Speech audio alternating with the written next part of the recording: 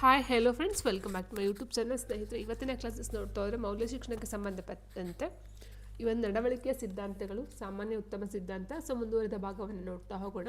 So ಇಲ್ಲಿ ತನಕ ಏನಾಗಿತ್ತು ಕ್ಲಾಸಸ್ ಒಟ್ಟು ಚಾಪ್ಟರ್ ವೈಸ್ ಅಂತ ಹೇಳ್ಬೋದು, ಸಿಲೆಬಸ್ ವೈಸು.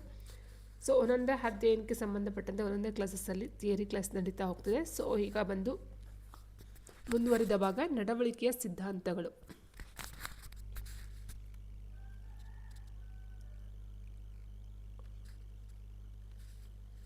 ನೋಡಿ, ಇಲ್ಲಿ ನಡವಳಿಕೆ, ಬಿಹೇವಿಯರ್ ಅಥವಾ ವರ್ತನೆ ಅಂತ ಹೇಳ್ತಾ ಹೋಗ್ತೀವಿ. ಇದು ವರ್ತನೆಯ ಸಿದ್ಧಾಂತ ಅಥವಾ ವರ್ತನೆದಕ್ಕಿಂತ ಹೆಚ್ಚಾಗಿ ಸ್ನೇಹಿತರೆ ನಡವಳಿಕೆ ಅಂತಲೇ ಹೇಳ್ಬಹುದಾಗಿರುತ್ತೆ. ಯಾಕಂತಂದರೆ ಇಲ್ಲಿ ನಮಗೆ ಏನು ಸಿಲೆಬಸ್ಸಲ್ಲಿ ಕೊಟ್ಟಿದ್ದಾರೋ ಅದರ ಪ್ರಕಾರ ನೋಡ್ತಾ ಹೋಗೋಣ. ನಡವಳಿಕೆಯ ಸಿದ್ಧಾಂತಗಳನ್ನು ನೋಡ್ತಾ ಹೋದಾಗ ಥಿಯರೀಸ್ ಆಫ್ ಬಿಹೇವಿಯರ್ ಅಂತ ಹೇಳ್ತಾ ಹೋಗ್ತೀವಿ. ಸೊ ಫಸ್ಟ್ ಬರ್ತಕ್ಕಂಥದ್ದು ಸಾರ್ವತ್ರಿಕತೆ, ಯೂನಿವರ್ಸಿಟಿ ಅಂತ ಹೇಳ್ತೀವಿ. ಅಂದರೆ ಯೂನಿವರ್ಸಿಟಿ ಸಾರ್ವತ್ರಿಕತೆ ಅಂತ ಅಂದರೆ ಯಾವುದೇ ಒಂದು ಟೈಮ್ ಆಗಿರ್ಬೋದು, ಅಂದರೆ ಎಲ್ಲ ಟೈಮಲ್ಲೂ ಎಲ್ಲ ಮನುಷ್ಯರಿಗೂ ಎಲ್ಲ ಕಾಲದಲ್ಲಿಯೂ ಎಲ್ಲ ದೇಶಗಳಲ್ಲಿಯೂ ಸಹ ಒಂದೇ ರೀತಿಯ ಇದು ಅನ್ವಯ ಆಗ್ತಕ್ಕಂಥದ್ದು, ಆಯಿತಾ. ಸೊ ಎಲ್ಲ ಮನುಷ್ಯರಿಗೂ ಮತ್ತು ಎಲ್ಲ ಪರಿಸ್ಥಿತಿಗಳಿಗೂ ಅನ್ವಯ ಆಗ್ತಕ್ಕಂಥ ಒಂದು ಸಾಮಾನ್ಯ ನಿಯಮವನ್ನು ನಾವು ಸಾರ್ವತ್ರಿಕತೆ ಅಂತ ಹೇಳ್ತೀವಿ. ಫಾರ್ ಎಕ್ಸಾಂಪಲ್, ಈಗ ಆಲ್ರೆಡಿ ನೋಡಿದಾಗ ನಾವು ಸಾರ್ವಕಾಲಿಕ ಮೌಲ್ಯಗಳು ಅಂತ ನೋಡಿದ್ವಿ ಅಲ್ವಾ. ಸೊ ಅದು ಯಾವುದಕ್ಕೂ ಚೇಂಜ್ ಆಗೋದಿಲ್ಲ ಸ್ನೇಹಿತರೆ. ಯಾವೊಬ್ಬ ವ್ಯಕ್ತಿಗೋಸ್ಕರ ಚೇಂಜ್ ಆಗ್ತಕ್ಕಂಥದ್ದಲ್ಲ ಅಥವಾ ಪರಿಸ್ಥಿತಿಗೋಸ್ಕರ ಚೇಂಜ್ ಆಗ್ತಕ್ಕಂಥದ್ದಲ್ಲ. ಎಲ್ಲ ಟೈಮಲ್ಲೂ ಸಹ ಅದರ ಒಂದು ನಿಯಮ ಹಾಗೆ ಇರುತ್ತೆ, ಅಚ್ಚುಳಿದಿರುತ್ತೆ, ಯಾವುದೇ ಒಂದು ಚೇಂಜಸ್ ಆಗೋದಿಲ್ಲ. ಸೊ ಅಂಥದ್ದು ನಾವು ಸಾರ್ವತ್ರಿಕತೆಯಿಂದ ನೋಡ್ತಾ ಹೋಗ್ತೀವಿ. ಇಲ್ಲಿ ಸಂಸ್ಕೃತಿ ಅಥವಾ ಕಾಲ ಬದಲಾದರೂ ಸಹ ಈ ನಡವಳಿಕೆಯ ನಿಯಮಗಳು ಬದಲಾಗುವುದಿಲ್ಲ. ನಾನು ಆಲ್ರೆಡಿ ಹೇಳಿದಾಗೆ ಅದು ಕಾಲದಿಂದ ಕಾಲಕ್ಕೆ ಬದಲಾಗ್ತಕ್ಕಂಥದ್ದು ಅಲ್ಲ, ಮನುಷ್ಯರಿಂದ ಮನುಷ್ಯನಿಗೆ ಬದಲಾಗ್ತಕ್ಕಂಥದ್ದಲ್ಲ, ಅಥವಾ ದೇಶದಿಂದ ದೇಶಕ್ಕೂ ಸಹ ಬದಲಾಗ್ತಕ್ಕಂಥದ್ದಲ್ಲ. ನೀವು ಎಲ್ಲೇ ಹೋದರೂ ಸಹ ಅದರ ಒಂದು ನೀತಿ ನಿಯಮ ಏನಿರುತ್ತೋ ಅದು ಹಾಗೆ ಇರ್ತಕ್ಕಂಥದ್ದು, ಬದಲಾವಣೆ ಆಗದೆ ಹಾಗೆ ಇರ್ತಕ್ಕಂಥದ್ದು ಈ ಒಂದು ಸಾರ್ವತ್ರಿಕತೆ ಅಂತಕ್ಕಂಥದ್ದು ಹಾಗಿರುತ್ತೆ. ಉದಾಹರಣೆಗೆ, ಸುಳ್ಳು ಹೇಳಬಾರ್ದು ಅಂತಕ್ಕಂಥದ್ದು ಒಂದು ಜಗತ್ತಿನ ಒಪ್ಪಿತವಾದ ಸಾರ್ವತ್ರಿಕ ನಿಯಮ. ಸುಳ್ಳು ಹೇಳಬಾರ್ದು, ಕಳ್ತನ ಮಾಡಬಾರ್ದು ಅಂತಕ್ಕಂಥದ್ದು ನಾವೇನು ಹೇಳ್ತಾ ಹೋಗ್ತೀವೋ ಸೊ ಅದು ಬರ್ತಕ್ಕಂಥದ್ದು ಆಗಿರುತ್ತೆ. ಸೊ ಮೈನಾಗಲ್ಲಿ ಸತ್ಯ ಅಂತಕ್ಕಂಥದ್ದು ನೋಡ್ತಾ ಹೋಗ್ತೀವಿ. ಇನ್ನು ಎರಡನೇದು ತರ್ಕಬದ್ಧತೆ ಮತ್ತು ನೈತಿಕತೆ, ರ್ಯಾಷನಾಲಿಟಿ ಆ್ಯಂಡ್ ಮಾರಲಿಟಿ ಅಂತ ಹೇಳ್ತಾ ಹೋಗ್ತೀವಿ. ತರ್ಕಬದ್ಧತೆ ಅಂದರೆ ತರ್ಕ ಮೀನ್ಸ್ ಇದು ವಾದ ವಿವಾದ, ಅಂದರೆ ಆಲೋಚನಾ ಶಕ್ತಿ ತುಂಬ ಇರ್ತಕ್ಕಂಥದ್ದು ಆಗಿರುತ್ತೆ ಸ್ನೇಹಿತರೆ ತರ್ಕಬದ್ಧ ಅಂದರೆ. ನೈತಿಕತೆ ಅಂದರೆ ಯಾವುದು ಸರಿ ಯಾವುದು ತಪ್ಪು ಅಂತಕ್ಕಂಥದ್ದು ಜ್ಞಾನದ ಒಂದು ನಡುವೆ ಇರ್ತಕ್ಕಂಥ ಸಂಬಂಧವನ್ನು ನಾವು ನೈತಿಕತೆಯಲ್ಲಿ ನೋಡ್ತಾ ಹೋಗ್ತೀವಿ. ಮೇಯ್ನಾಗಿ ನೈತಿಕತೆ ಅಂದರೆ ಅಲ್ಲೇ ಬರೋದು ಸ್ನೇಹಿತರೆ, ಸರಿ ತಪ್ಪುಗಳ ನಡುವಿನ ಒಂದು ವಿವಾದ ಅಂತಕ್ಕಂಥದ್ದಾಗಿರುತ್ತೆ. ತರ್ಕಬದ್ಧ ಯೋಚನೆ ಅಂತ ಹೇಳಿದಾಗ ಅದು ಯೋಚನಾ ಶಕ್ತಿ ಸರಿಯಾಗಿರ್ತಕ್ಕಂಥದ್ದು ಆಗಿರುತ್ತೆ. ಇನ್ನು ಮುಖ್ಯ ಅಂಶ ನೋಡ್ತಾ ಹೋದರೆ, ಮಾನವನು ಕೇವಲ ಲಾಭಕ್ಕಾಗಿ ಯೋಚಿಸದೆ ನೈತಿಕವಾಗಿ ಯಾವುದು ಸರಿ ಎಂಬುದನ್ನು ಆಧರಿಸಿ ನಿರ್ಧಾರವನ್ನು ತೆಗೆದುಕೊಳ್ತಕ್ಕಂಥದ್ರಲ್ಲೂ ನೈತಿಕತೆಯನ್ನು ಹುಡುಕ್ತಾ ಹೋಗ್ತೀವಿ. ಉದಾಹರಣೆಗೆ, ಈಗ ಕಷ್ಟದಲ್ಲಿದ್ದವರಿಗೆ ಸಹಾಯ ಮಾಡುವುದು ತಾರ್ಕಿಕವಾಗಿ ನಷ್ಟ ಎನಿಸಿದರೂ ನೈತಿಕವಾಗಿ ಅದು ಸರಿಯಾದಂಥ ಒಂದು ನಡವಳಿಕೆ ಆಗಿರುತ್ತೆ, ಹೌದಾ. ಸೊ ಯಾರೋ ಕಷ್ಟದಿದ್ದರೆ ಹಣ ಸಹಾಯ ಆಗಿರ್ಬೋದು ಅಥವಾ ಅವ್ರಿಗೇನೋ ಒಂದು ಹೆಲ್ಪನ್ನು ಮಾಡ್ತಕ್ಕಂಥ ಅದು ನಮಗೆ ಟೈಮ್ ವೇಸ್ಟ್ ಅಂತ ನಮ್ಗೆ ಅನಿಸ್ಬಹುದು. ಏಕೆಂದರೆ ಇದು ನೈತಿಕವಾಗಿ ಅದು ಸರಿಯಾಗಿರ್ತಕ್ಕಂಥ, ತಾರ್ಕಿಕವಾಗಿ ಅದು ತಪ್ಪು ಅಂತ ಅನಿಸಿದ್ರು ಟೈಮ್ ವೇಸ್ಟು ಅಥವಾ ನಮ್ಮ ಒಂದು ದುಡ್ಡು ವೇಸ್ಟು ಅಥವಾ ನಮಗೆ ಒಂದು ಕಷ್ಟ ಅಂತಕ್ಕಂಥದ್ದು ಅದೊಂದು ಯೋಚನೆ ಮಾಡ್ತಾ ಹೋದ್ರೆ ಸ್ನೇಹಿತರೆ ಅವ್ರಿಗೆ ಹೆಲ್ಪೇ ಮಾಡಲಿಲ್ಲ ಅಥವಾ ಸಹಾಯವನ್ನೇ ಮಾಡಲಿಲ್ಲ ಅಂದರೆ ಅದು ನೈತಿಕತೆ ಅಂತ ಅನಿಸ್ಕೊಳ್ಳೋದಿಲ್ಲ ಅಲ್ವಾ.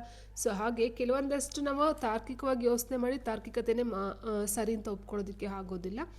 ಅದೇ ರೀತಿ ಈ ಒಂದು ನೈತಿಕತೆ ಅಂತ ಏನು ಹೇಳ್ತೀವೋ, ನೈತಿಕ ಮೌಲ್ಯ ಅಂತ ಏನು ಹೇಳ್ತೀವೋ, ಸರಿ ತಪ್ಪುಗಳ ನಡುವೆ ಇರ್ತಕ್ಕಂಥ ಒಂದು ವಾದ ವಿವಾದ ಅಥವಾ ಸಂಬಂಧ ಅಂತಕ್ಕಂಥ ಏನು ನೋಡ್ತಾ ಹೋಗ್ತೀವೋ ಹಾಗಿರ್ಬೇಕಾದ್ರೆ ಎಲ್ಲನೂ ಸಹ ಒಂದೇ ದೃಷ್ಟಿಕೋನದಿಂದ ಒಂದೇ ತರ್ಕದಲ್ಲಿ ನಾವು ನೋಡ್ತಕ್ಕಂಥದ್ದು ಸರಿ ಹೋಗೋದಿಲ್ಲ. ಈಗ ಆಲ್ರೆಡಿ ಹೇಳಿದಾಗ ಈಗ ಸಾರ್ವತ್ರಿಕತೆ ಅಂತ ಹೇಳಿದ್ವಿ. ಸಾರ್ವತ್ರಿಕತೆ ಅಂತಂದ್ರೆ ಯಾವುದಕ್ಕೋಸ್ಕರ ಚೇಂಜ್ ಆಗ್ತಕ್ಕಂಥದ್ದು ಅಲ್ಲ ಅಂತಕ್ಕಂಥದ್ದು.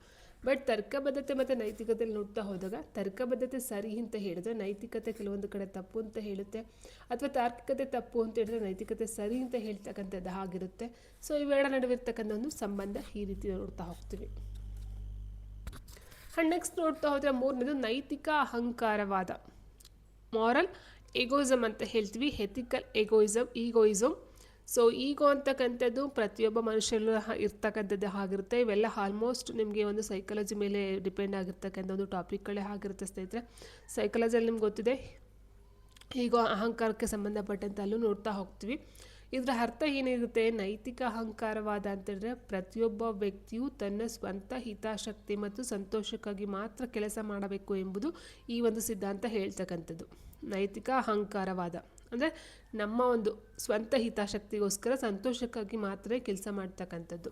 ಇತರರಿಗೆ ಸಹಾಯ ಮಾಡುವುದಕ್ಕಿಂತ ತನ್ನ ಸ್ವಂತ ಪ್ರಗತಿ ಮತ್ತು ಸ್ವಾರ್ಥವೇ ಇಲ್ಲಿ ಮುಖ್ಯವಾಗಿರುತ್ತದೆ. ಸೊ ಅದನ್ನು ನೈತಿಕ ಅಹಂಕಾರವಾದ ಅಂತ ಕರಿತಾ ಹೋಗ್ತದೆ ಸ್ನೇಹಿತರೆ. ಇಲ್ಲಿ ಕೇಳೋದು ಇದೇ ರೀತಿ, ಒಬ್ಬ ವ್ಯಕ್ತಿ ತನ್ನ ಒಂದು ಸ್ವಾರ್ಥವನ್ನು ಬಯಸಿದರೆ ಅದು ಎಂತಹ ಒಂದು ವರ್ತನೆ ಸಿದ್ಧಾಂತ, ನಡವಳಿಕೆ ಸಿದ್ಧಾಂತದ ಅಡಿಯಲ್ಲಿ ಬರುತ್ತದೆ ಅಂತ ಕೇಳ್ತಾರೆ. ಉದಾಹರಣೆಗೆ ತನ್ನ ವೃತ್ತಿ ಜೀವನದ ಬೆಳವಣಿಗೆಗಾಗಿ ಇತರರ ಅಗತ್ಯತೆಗಳನ್ನು ನಿರ್ಲಕ್ಷಿಸಿ ಕಠಿಣವಾಗಿ ಶ್ರಮಿಸ್ತಕ್ಕಂಥದ್ದು. ಸೊ ಮೇಯ್ನಾಗಿ ಇದನ್ನೆಲ್ಲ ಎಲ್ಲಿ ನೋಡ್ತಾ ಹೋಗ್ತೀವಿ, ನೈತಿಕ ಅಹಂಕಾರವಾದ ಅಲ್ಲಿ ನೋಡ್ತಾ ಹೋಗ್ತೀವಿ. ಇನ್ನು ತರ್ಕಬದ್ಧ ಸ್ವಹಿತಾಸಕ್ತಿ ಅಂತ ಅಂದರೆ ಏನು? ವ್ಯಕ್ತಿಯು ತನ್ನ ಸ್ವಂತ ಲಾಭಕ್ಕಾಗಿ, ಸ್ವಹಿತಾಸಕ್ತಿಯಿಂದ ಅದೇನೆ ಸ್ವಾರ್ಥ ಬರುತ್ತೆ, ತಾನು ಅನ್ನೋದು ಬರುತ್ತೆ. ಸ್ವಹಿತಾಸಕ್ತಿ ಅಂತ ಹೇಳಿದಾಗ ವ್ಯಕ್ತಿಯು ತನ್ನ ಸ್ವಂತ ಲಾಭಕ್ಕಾಗಿ ತಾರ್ಕಿಕವಾಗಿ ಮತ್ತು ಬುದ್ಧಿವಂತಿಕೆಯಿಂದ ನಿರ್ಧಾರಗಳನ್ನು ತೆಗೆದುಕೊಳ್ತಕ್ಕಂಥ ನಾವು ತರ್ಕಬದ್ಧ ಸ್ವಹಿತಾಸಕ್ತಿ ಅಂತ ಕರಿತಾ ಹೋಗ್ತೀವಿ. ಇಲ್ಲೇನಾಗುತ್ತೆ, ಇದು ಕುರುಡು ಸ್ವಾರ್ಥವಲ್ಲ, ದೀರ್ಘಾವಧಿಯಲ್ಲಿ ತನಗೆ ಯಾವುದೇ ಒಳ್ಳೆಯದು ಎಂಬುದನ್ನು ಯೋಚಿಸಿ ಕಾರ್ಯವನ್ನು ನಿರ್ವಹಿಸ್ತಕ್ಕಂಥದ್ದು. ಇಲ್ಲಿ ಮೇಯ್ನಾಗಿ ನೋಡ್ತಾ ಹೋದ್ರೆ ಟೋಟಲಾಗಿ ಹೇಳ್ಬೇಕಾದ್ರೆ ಒಬ್ಬ ವ್ಯಕ್ತಿ ತನಗೋಸ್ಕರ ತಾನು ಮಾಡ್ಕೊಳ್ತಕ್ಕಂಥದ್ದು ಆಗಿರುತ್ತೆ. ಆರೋಗ್ಯವಾಗಿರಲು ಪ್ರತಿದಿನ ವ್ಯಾಯಾಮ ಮಾಡ್ತಕ್ಕಂಥದ್ದಾಗಿರ್ಬೋದು, ಹಣವನ್ನು ಉಳಿತಾಯ ಮಾಡ್ತಕ್ಕಂಥದ್ದು ಆಗಿರಬಹುದು. ಆಲ್ಮೋಸ್ಟ್ ಏನಾಗೋದ್ರೆ ಬೇರೆಯವ್ರಿಗೆ ತೊಂದರೆ ಕೊಡ್ತೀವಿ ಅನ್ನೋದಕ್ಕಿಂತ ಹೆಚ್ಚಾಗಿ ಸ್ನೇಹಿತರೆ ನಮ್ಮ ಒಂದು ಆರೋಗ್ಯಕ್ಕೋಸ್ಕರ ಅಥವಾ ನಮ್ಮ ಒಂದು ದಿನ ಭವಿಷ್ಯಕ್ಕೋಸ್ಕರ ಅಥವಾ ನಮ್ಮ ಒಂದು ಫ್ಯೂಚರ್ಗೋಸ್ಕರ ನಾವು ಶ್ರಮಿಸ್ತಕ್ಕಂಥದ್ದು ಆಗಿರುತ್ತೆ ಇಲ್ಲಿ. ನೆಕ್ಸ್ಟು ಸಾಮಾನ್ಯ ಉತ್ತಮ ಸಿದ್ಧಾಂತ, ಪ್ರಯೋಜನ ತತ್ವ ಅಂತಕ್ಕಂಥದ್ದು ಸಹ ಒಂದು ಟಾಪಿಕನ್ನು ಈ ಒಂದು ಮೌಲ್ಯ ಶಿಕ್ಷಣದಲ್ಲಿ ಇಟ್ಟಿರ್ತಕ್ಕಂಥದ್ದು ಆಗಿರುತ್ತೆ. ಸೊ ಏನು ಹಾಗಂದ್ರೆ ಅಂತ ನೋಡ್ತಾ ಹೋದರೆ, ಪ್ರಯೋಜನ ತತ್ವ ಎನ್ನುವುದು ಅತ್ಯಧಿಕ ಜನರಿಗೆ ಅತ್ಯಧಿಕ ಸಂತೋಷ ಅಥವಾ ಯೋಗಕ್ಷೇಮವನ್ನು ಉಂಟು ಮಾಡ್ತಕ್ಕಂಥ ಒಂದು ಕ್ರಿಯೆಯೇ ನೈತಿಕವಾಗಿ ಸರಿ ಎಂದು ಪ್ರತಿಪಾದಿಸುವ ತತ್ವಶಾಸ್ತ್ರದ ಸಿದ್ಧಾಂತವಾಗಿದೆ ಅಂತ ಹೇಳಿದ್ದಾರೆ. ಅಂದರೆ ಪ್ರಯೋಜನ ತತ್ವ ಅಂತಕ್ಕಂಥದ್ದು ಅತ್ಯಧಿಕ ಜನರಿಗೆ ಅತ್ಯಧಿಕ ಸಂತೋಷ ಅಥವಾ ಯೋಗಕ್ಷೇಮವನ್ನು ಉಂಟು ಮಾಡ್ತಕ್ಕಂಥದ್ದು. ಈಗ ಪ್ರಯೋಜನ ಅಂದ್ರೆ ಅದಲ್ವಾ, ಸೊ ಈಗ ಒಬ್ಬರನ್ನ ಪ್ರಯೋಜನ ಪಡ್ಕೊಳ್ತೀವಿ ಅಂತ ಅಂದರೆ, ಉಪಯೋಗ ಪಡ್ಕೊಳ್ತೀವಿ ಅಂದರೆ ನಮ್ಗೆ ಏನು ಸಿಗುತ್ತೆ ಅಂದರೆ ಖುಷಿ ಸಿಗುತ್ತೆ, ನೆಮ್ಮದಿ ಸಿಗುತ್ತೆ, ಅದನ್ನ ಏನೋ ಒಂದು ಮೋಟಿವೇಶನ್ ಅಂತ ಹೇಳ್ಬೋದು ಅಲ್ವಾ. ಸೊ ಹೀಗಿರಬೇಕಾದ್ರೆ ಅತ್ಯಂತ ಸಂತೋಷವನ್ನು ಉಂಟು ಮಾಡ್ತಕ್ಕಂಥ ಒಂದು ತತ್ವಶಾಸ್ತ್ರ ಸಿದ್ಧಾಂತವಾಗಿ ಈ ಒಂದು ಪ್ರಯೋಜನ ತತ್ವ ಅಂತಕ್ಕಂಥ ನೋಡ್ತಾ ಹೋಗ್ತಾರೆ. ಇನ್ನು ಈ ಒಂದು ಉಪಯುಕ್ತವಾದದ ತತ್ವದ ಮುಖ್ಯ ತತ್ವಗಳೇನು ಅಂತಂದರೆ ಗರಿಷ್ಠ ಸಂತೋಷ ತತ್ವ. ಈ ಪ್ರಯೋಜನ ತತ್ವ ಅಥವಾ ಉಪಯುಕ್ತವಾದ ಎರಡು ಒಂದೇ ಬರುತ್ತೆ ಸ್ನೇಹಿತರೆ. ಪ್ರಯೋಜನ ತತ್ವ ಅಥವಾ ಉಪಯುಕ್ತವಾದ ಏನಿದೆಯೋ ಇಲ್ಲಿ ಎರಡು ಸಹ ಒಂದೇ ವರ್ಡು. ಇದರ ಪ್ರಮುಖ ತತ್ವಗಳು ನೋಡ್ತಾ ಹೋದರೆ ಗರಿಷ್ಠ ಸಂತೋಷ ತತ್ವ. ಸೊ ಅತ್ಯಧಿಕ ಸಂತೋಷ ಅಂತ ಏನು ಹೇಳಿದ್ವೋ ಅದನ್ನೇ ಗರಿಷ್ಠ ಸಂತೋಷ ತತ್ವ ಅಂತ ಹೇಳ್ತೀವಿ. ಯಾವುದೇ ಕೆಲಸದ ಪರಿಣಾಮವು ಎಷ್ಟು ಜನರ ಜೀವನದಲ್ಲಿ ಸಂತೋಷವನ್ನು ಹೆಚ್ಚಿಸುತ್ತದೆ ಎಂಬುದರ ಮೇಲೆ ಅದರ ಮೌಲ್ಯವನ್ನು ನಾವು ನಿರ್ಧಾರವನ್ನು ಮಾಡ್ತಕ್ಕಂಥದ್ದು ಆಗಿರುತ್ತೆ. ಈ ನೆಕ್ಸ್ಟ್ ಬರುತ್ತೆ ಪರಿಣಾಮವಾದ ಅಂತಕ್ಕಂಥದ್ದು. ಸೊ ಇದು ಏನು ಹೇಳುತ್ತೆ, ಒಂದು ಕ್ರಿಯೆಯು ಸರಿಯೇ ಅಥವಾ ತಪ್ಪೇ ಎಂಬುದನ್ನು ನಿರ್ಣಯಿಸುವುದು ಅದರ ಫಲಿತಾಂಶದ ಆಧಾರದ ಮೇಲೆ ಮಾತ್ರ ಅಂತಕ್ಕಂಥದ್ದು ಪರಿಣಾಮ. ಎಫೆಕ್ಟ್ ಅಂತ ಏನು ಹೇಳ್ತೀವಿ ಸ್ನೇಹಿತರೆ, ನಾವು ಒಂದು ಕೆಲಸವನ್ನು ಮಾಡ್ತೀವಿ ಅಂತ ಹೇಳಿದ್ರೆ, ಸೊ ಕೆಲಸ ಮಾಡಿ ನಾವು ರಿಸಲ್ಟ್ಗೋಸ್ಕರ ವೆಯ್ಟ್ ಮಾಡ್ತಿರ್ತೀವಿ. ಏನಾಯಿತು ಎತ್ತಾಯ್ತು, ಒಂದು ಎಕ್ಸಾಮ್ ಬರೆದ್ರೂ ಸಹ ಅಷ್ಟೇ, ನಾವು ಏನಕ್ಕೆ ಕಾಲ್ ಫಾರ್ಮ್ ಆಗಿದೆ ಎಕ್ಸಾಮ್ ಬರಿತೀವಿ. ಸೊ ಪರಿಣಾಮ ಅಂದರೆ ಫೈನಲ್ ರಿಸಲ್ಟ್ ಏನು ಬರುತ್ತೋ ಅದನ್ನು ಪರಿಣಾಮವಾಗಿ ತಗೊಳ್ತಾ ಹೋಗ್ತೀವಿ. ಸೊ ಒಂದು ಕ್ರಿಯೆಯು ಸರಿಯೇ ಅಥವಾ ತಪ್ಪೇ ಎಂಬುದು ನಿರ್ಣಯಿಸುವುದು ಅದರ ಫಲಿತಾಂಶದ ಆಧಾರದ ಮೇಲೆ ಮಾತ್ರ ಆಗಿರ್ತಕ್ಕಂಥದ್ದು. ಇನ್ನು ಸಮಾನ ಪರಿಗಣನೆ ಏನು ಬರುತ್ತೆ, ಪ್ರತಿಯೊಬ್ಬ ವ್ಯಕ್ತಿಯ ಸಂತೋಷಕ್ಕೂ ಸಮಾನವಾದ ಪ್ರಾಮುಖ್ಯತೆಯನ್ನು ನೀಡಲಾಗ್ತಕ್ಕಂಥದ್ದು. ಇನ್ನು ನೆಕ್ಸ್ಟ್ ಮಾನವ ನಡವಳಿಕೆಯ ಕಾರಣಗಳು ಮತ್ತು ಭಾವನೆಗಳು. ಸೊ ಇದೊಂದು ಟಾಪಿಕ್ ಆಗಿ ಇಟ್ಟಿರ್ತಕ್ಕಂಥದ್ದು ಆಗಿದೆ ಸ್ನೇಹಿತರೆ.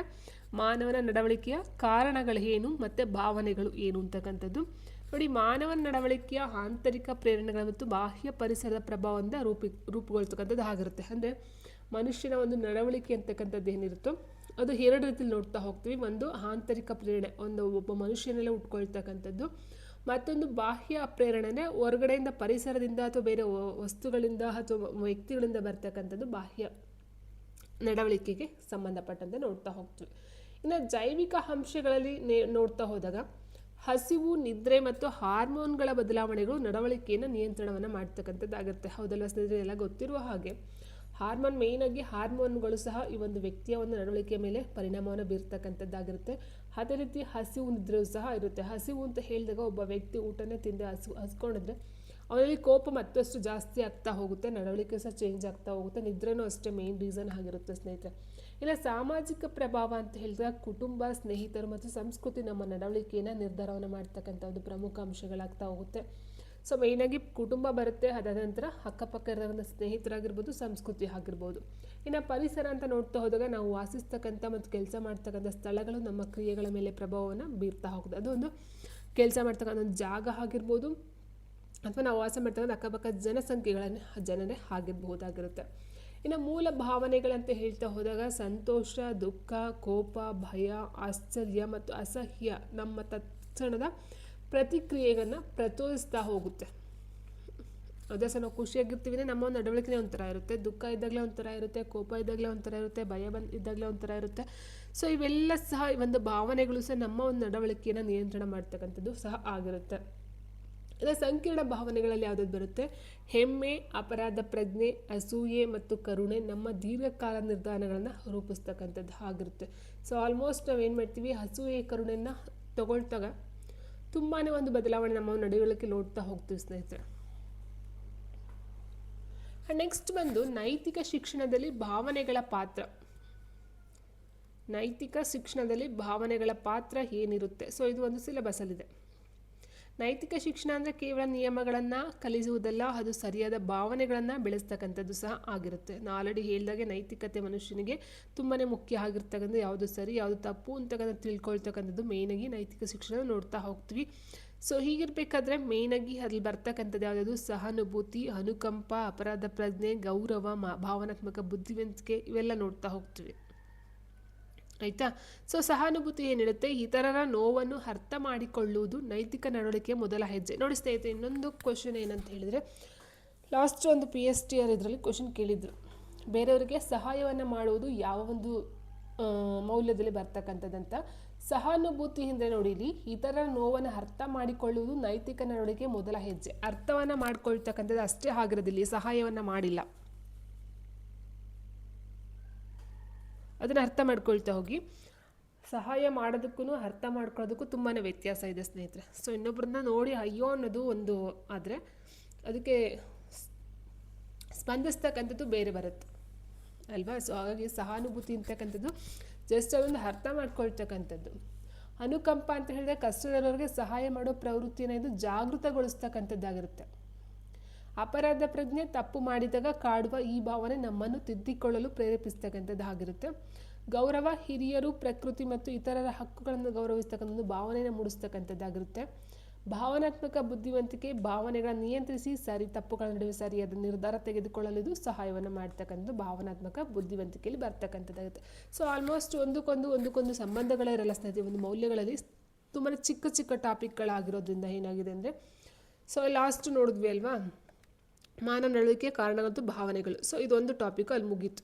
ಅದಾದ ನಂತರ ನೈತಿಕ ಶಿಕ್ಷಣದಲ್ಲಿ ಭಾವನೆಗಳ ಪಾತ್ರ. ಸೊ ಇದು ಮುಗೀತು. ಇನ್ನು ನೆಕ್ಸ್ಟು ನಿಯಂತ್ರಣದ ಅಂಶಗಳು ಮತ್ತು ನೈತಿಕ ದೌರ್ಬಲ್ಯ.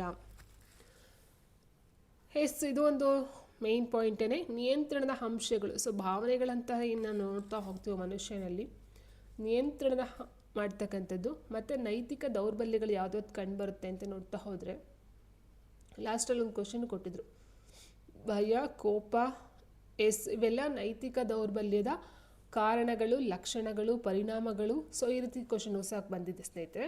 ಸೊ ಹಾಗಾಗಿ ಎಲ್ಲನೂ ಸಹ ನೀಟಾಗಿ ಡಿಟ್ಟು ಪಿನ್ ಟು ಪಿನ್ ನೀವು ಪದಗಳ ನೀಟಾಗಿ ಅರ್ಥ ಮಾಡ್ಕೊಳ್ತಾ ಹೋಗಬೇಕಾಗುತ್ತೆ. ನಿಯಂತ್ರಣದ ಅಂಶಗಳು ಮತ್ತು ನೈತಿಕ ದೌರ್ಬಲ್ಯ ಬಗ್ಗೆ ನೋಡ್ತಾ ಹೋದಾಗ, ಒಬ್ಬ ವ್ಯಕ್ತಿಯು ತನ್ನ ನೈತಿಕ ಮೌಲ್ಯಗಳನ್ನು ಉಳಿಸಿಕೊಳ್ಳಲು ನಿಯಂತ್ರಣದ ಅಗತ್ಯವಿರುತ್ತದೆ. ನಿಯಂತ್ರಣ ತಪ್ಪಿದಾಗ ನೈತಿಕ ದೌರ್ಬಲ್ಯ ಕಾಡ್ತಕ್ಕಂಥದ್ದು ಆಗಿರುತ್ತೆ.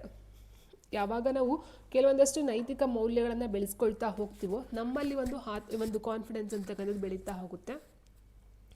ಯಾವಾಗ ನಾವು ಒಂದು ತಪ್ಪುಗಳನ್ನ ಮಾಡ್ತಾ ಹೋಗ್ತೀವೋ, ಅದೇನೋ ಹೇಳ್ತಾರೆ, ಒಂದು ತಪ್ಪು ಮಾಡಿದ್ರೆ ಆ ತಪ್ಪು ಮುಚ್ಕೊಳ್ಳೋದಕ್ಕೆ ಇನ್ನೊಂದು ತಪ್ಪು ಮಾಡ್ತಕ್ಕಂಥದ್ದು, ಅಥವಾ ಅದನ್ನು ಮುಚ್ಚಿಡೋಕ್ಕೆ ಭಯ ಪಡ್ತಕ್ಕಂಥದ್ದು. ಸೊ ಇನ್ಯಾರೋ ನೋಡಿದಾಗ ಇನ್ನೂ ಜಾಸ್ತಿ ಹೆಚ್ಚಿಗೆ ಭಯ ಆಗ್ತಕ್ಕಂಥದ್ದು. ಸೊ ಹಾಗಿರಬೇಕಾದ್ರೆ ನಾವೇನು ಮಾಡಬೇಕು, ನೈತಿಕ ಮೌಲ್ಯಗಳನ್ನು ಉಳಿಸ್ಕೊಳ್ತಕ್ಕಂಥದ್ದು ಬೆಟರ್ ಆಗಿರುತ್ತೆ. ಸೊ ನಿಯಂತ್ರಣ ತಪ್ಪಿದಾಗ ನೈತಿಕ ದೌರ್ಬಲ್ಯ ಕಾಡ್ತಕ್ಕಂಥದ್ದು ಆಗಿರುತ್ತೆ. ಸೊ ನಿಯಂತ್ರಣದ ಅಂಶಗಳು ಯಾವುದೆಲ್ಲ ಬರುತ್ತೆ, ಆತ್ಮಾವಲೋಕನ, ನಮ್ಮ ಆಲೋಚನೆ ಮತ್ತು ಕ್ರಿಯೆಗಳನ್ನು ನಾವೇ ಪರೀಕ್ಷಿಸ್ಕೊಳ್ತಕ್ಕಂಥದ್ದು ನಾವು ಆತ್ಮಾವಲೋಕನ ಅಂತ ಕರಿತಾ ಹೋಗ್ತದೆ. ಅಂದರೆ ಆತ್ಮ ಮೀನ್ಸ್ ನಮ್ಮ ಒಂದು ಆತ್ಮ ನಾವೇ ಅವಲೋಕನ ವೀಕ್ಷಣೆ ಮಾಡ್ಕೊಳ್ತಕ್ಕಂಥದ್ದು. ಇನ್ನು ಸ್ವಯಂ ನಿಯಂತ್ರಣ ಅಂದರೆ ತಪ್ಪು ಆಕರ್ಷಣೆಗಳಿಗೆ ಒಳಗಾಗದಂತೆ ಮನಸ್ಸನ್ನು ತಡಿತಕ್ಕಂಥದ್ದು. ಅಂದರೆ ಇದು ಏನಂದರೆ ನೈತಿಕ ದೌರ್ಬಲ್ಯ ಆಗದೇ ಇರೋದಕ್ಕೋಸ್ಕರ ತಡಿತಕ್ಕಂಥ ನಿಯಂತ್ರಣ ಅಂಶಗಳು ಸ್ನೇಹಿತರೆ ಇದೆಲ್ಲ.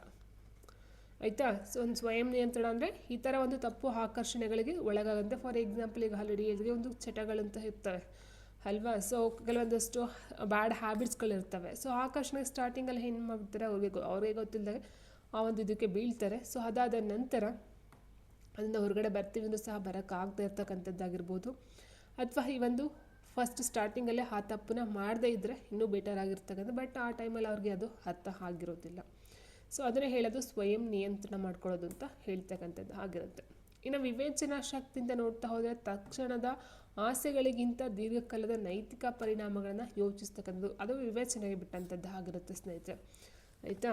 ನೆಕ್ಸ್ಟು ನೈತಿಕ ದೌರ್ಬಲ್ಯಕ್ಕೆ ಯಾವುದದು ಬರುತ್ತೆ, ಅತಿಯಾದ ಪ್ರಲೋಭನೆ, ದೃಢತೆಯ ಕೊರತೆ, ಸ್ವಾರ್ಥ, ಭಾವನಾತ್ಮಕ ಒತ್ತಡ. ಸೊ ಇದೆಲ್ಲ ನೈತಿಕ ದೌರ್ಬಲ್ಯಕ್ಕೆ ಬರ್ತಕ್ಕಂಥದ್ದು. ಅತಿಯಾದ ಪ್ರಲೋಭನೆ ಎಂದೇನು, ಸರಿ ಯಾವುದು ಎಂದು ತಿಳಿದಿದ್ದರೂ ಆಸೆಗಳಿಗೆ ಬಲಿಯಾಗಿ ತಪ್ಪು ಹಾದಿಯನ್ನು ಹಿಡಿತಕ್ಕಂಥದ್ದು ಅತಿಯಾದ ಪ್ರಲೋಭನೆ ಆಗಿರುತ್ತೆ. ಗೊತ್ತಿದ್ದು ಹಳ್ಳಕ್ಕೆ ಬೀಳ್ತಕ್ಕಂಥದ್ದು. ಇನ್ನು ದೃಢತೆಯ ಕೊರತೆ ಅಂದರೆ ಸರಿಯಾದ ನಿರ್ಧಾರವನ್ನು ಕಾರ್ಯರೂಪಕ್ಕೆ ತರಲು ಧೈರ್ಯ ಇಲ್ಲದಿರ್ತಕ್ಕಂಥದ್ದು. ಸ್ವಾರ್ಥ, ಇತರರ ಹಿತಾಸಕ್ತಿಗಿಂತ ತನ್ನ ಸ್ವಂತ ಲಾಭಕ್ಕೆ ಮಾತ್ರ ಆದ್ಯತೆ ನೀಡ್ತಕ್ಕಂಥದ್ದು. ಭಾವನಾತ್ಮಕ ಒತ್ತಡ ಅಂತ ಹೇಳಿದಾಗ ತೀವ್ರ ಕೋಪ ಅಥವಾ ಭಯದ ಸಂದರ್ಭದಲ್ಲಿ ನೈತಿಕತೆಯನ್ನು ಮರೆಮಾಚ್ತಕ್ಕಂಥದ್ದು. ಸೊ ಇದೆಲ್ಲ ನೈತಿಕ ದೌರ್ಬಲ್ಯದಲ್ಲಿ ಬರ್ತಕ್ಕಂಥದ್ದು.